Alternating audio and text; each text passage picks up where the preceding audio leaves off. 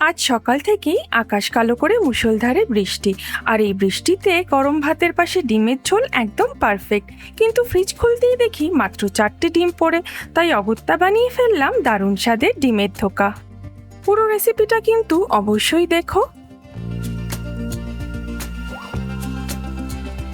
ডিমের ধোকা বানাতে নিয়েছি 4টে ডিম, পেঁয়াজ, টমেটো, আদা আর কাঁচা লঙ্কা।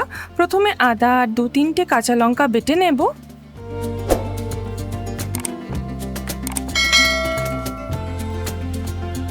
চারটে ডিম ভেঙে খুব ভালো করে কাঁটা চামচের সাহায্যে ফেটিয়ে নেব।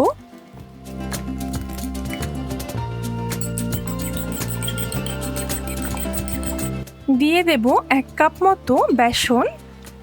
বেসনটা কিন্তু আমি চেলে নিয়েছি। বেসন আর ডিমটা খুব ভালো করে ফেটিয়ে নিতে হবে।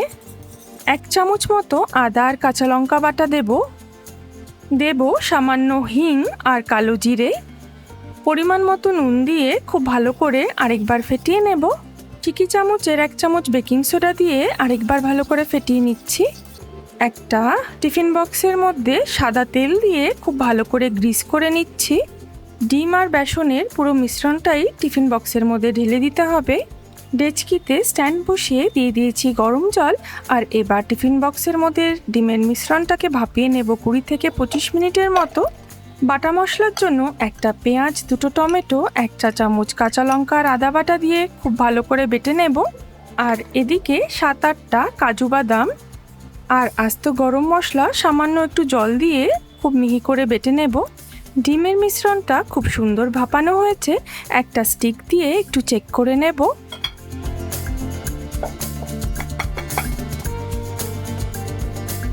আর এবার খুব সুন্দর করে চৌকো চৌকো করে কেটে নেব।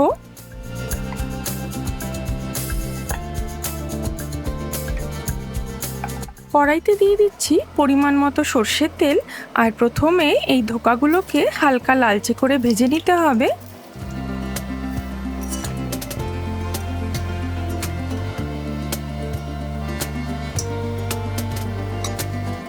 ধোকাগুলো ভেজে নিয়ে দিয়ে দিচ্ছি হিং ফোড়ন, আর এবার পেঁয়াজ আর টমেটো বাটাটাকে দিয়ে খুব ভালো করে কষিয়ে নেব।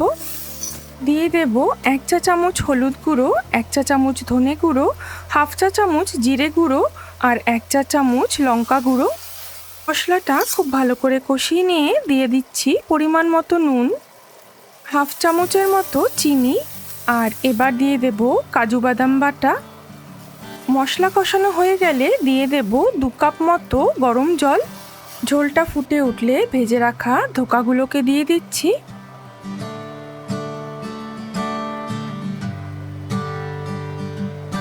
দিয়ে দেব কয়েকটা চিড়ে রাখা কাঁচা লঙ্কা, সামান্য একটু ঘি, আর অবশ্যই একটু শাহি গরম মশলার গুঁড়ো।